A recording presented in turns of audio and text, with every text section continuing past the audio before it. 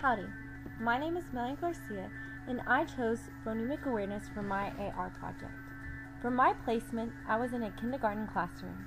I mainly worked with children outside, listening to them read their word list. When speaking with my teacher about phonemic awareness and problems in the class, she said students had the most difficulty with rhyming and deleting N sounds, and this problem was one that other bottom teachers had as well. I decided to focus specifically on these characteristics and compare strategies in the class and strategies found in research. First, I decided to survey my teacher about the strategies she uses. To help with letter-sound relationships, she uses letter cards with pictures so students will understand beginning sounds. She uses alliteration sentences for each letter as it is taught. She has poems posted in the room as well, and throughout the week, students also write in journals to show understanding of letter sounds and words. She also uses letter sound bingo. For N sounds, she writes on erase boards to phonemically write a word. Then she has students erase the words. She also has letter tiles. During the day, the students have intervention time where students break into groups by ability. Students sometimes are able to work on computer games. For rhyming, these students look at word families and pick out the words that rhyme.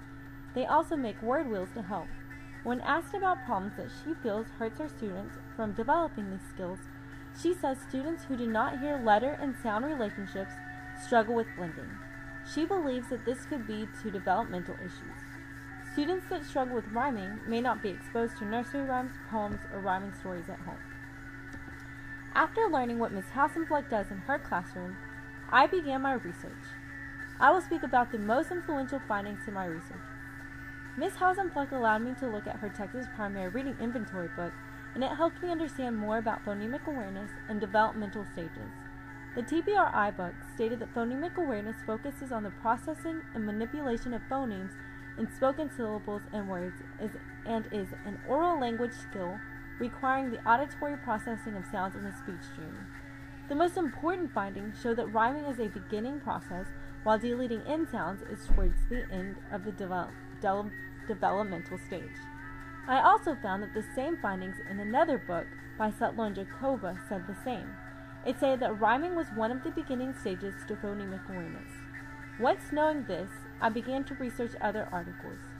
The first empirical study I found was by Roberta Dorr.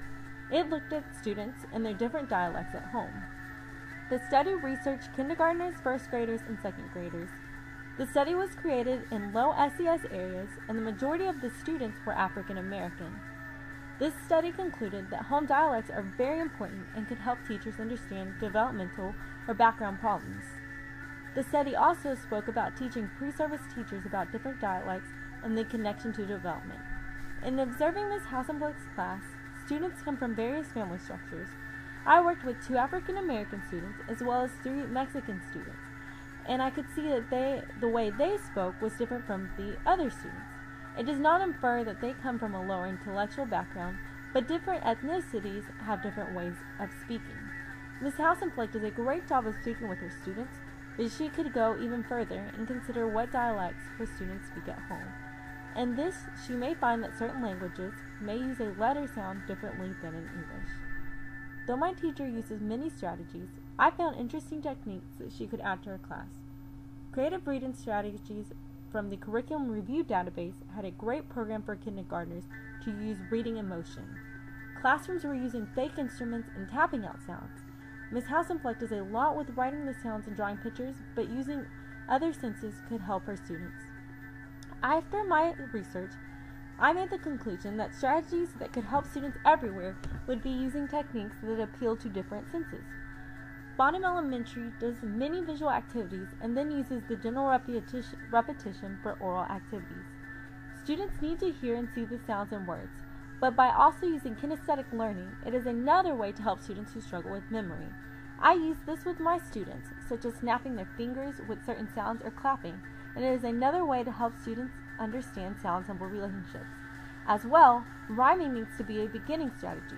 Ms. Hausenfleck had more with rhyming later in the year, but by having students work on nursery rhymes and exposing students to rhyming sooner, her classes may be able to grasp it quicker. Bonham already uses good strategies, but kindergarten teachers could benefit by adding newer techniques aside from pictures and visual aids in the classroom.